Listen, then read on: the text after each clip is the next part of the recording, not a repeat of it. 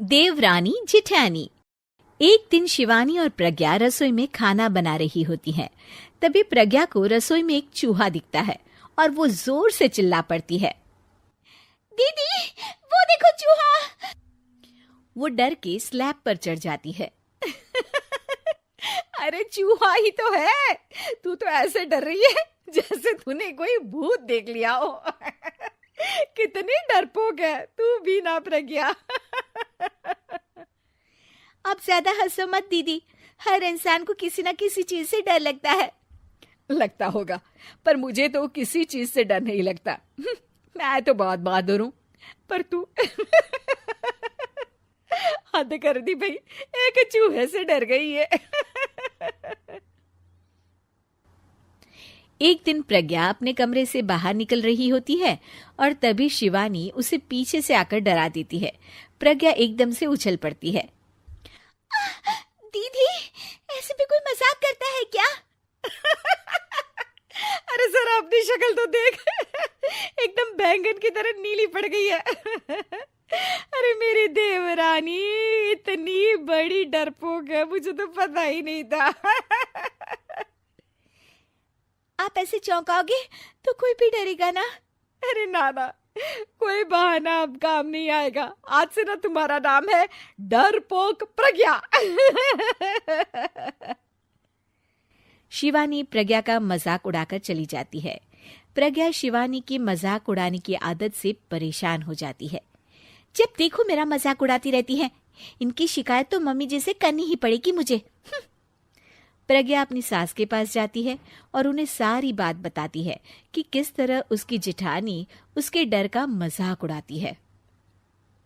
ओहो, तो बड़ी बहू को बड़ा घमंड है अपनी बहादुरी पर। कोई नहीं, अभी उसका घमंड तोड़ देते हैं। मेरे पास एक तरकीब है छोटी बहू, एक काम कर तू। प्रज्ञा की सास उसे अपनी जेठानी को डराने का प्लान बताती है। ये तो बहुत अच्छा आइडिया है मम्मी जी, क्या बात है। आइडिया सुनकर लग रहा है कि आप अपने बचपन में काफी शरारती रही होंगी मम्मी जी। अब आएगा मजा मेरी बहादुर जेठानी जी को। प्रज्ञा अपनी जेठानी को डराने का एक प्लान बनाती है। रात में वो शिवानी के पास जाती है और कहती है, दीदी मुझे ना बहुत डर लग रहा है। क्या हुआ मेरी डरपोक देवरानी? दीदी मैं छत पर गई ना तो मुझे ऐसा लगा कि कोई वहां है। ऐसा लगा जैसे मुझे कोई वहां देख रहा था, जैसे कोई साया। अरे क्या बक रही हो, तेरा वहम होगा। नहीं दीदी, आप चलो ना प्लीज मेरे साथ, मुझे तो बहुत डर लग रहा है।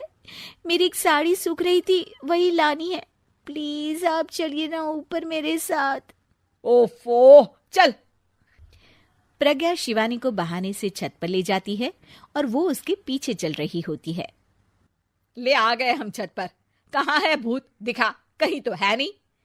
तभी प्रज्ञा चुपके से सीढ़ियों पर छुप जाती है और शिवानी छत पर अकेली रह जाती है।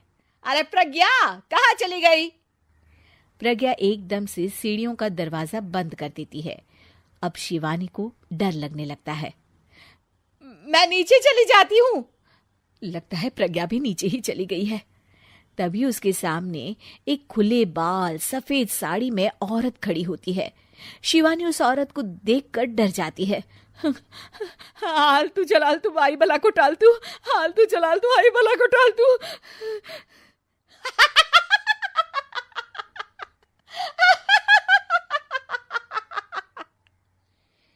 चुड़ैल की हंसी सुनकर शिवानी बुरी तरह डर जाती है। नहीं, मुझे छोड़ दो, भगवान के लिए मुझे छोड़ दो। नहीं, मैं तुझे नहीं छोड़ूंगी, मैं तेरा खून पी जाऊंगी। तभी चुड़ैल की हंसी उसकी सास की हंसी में बदल जाती है।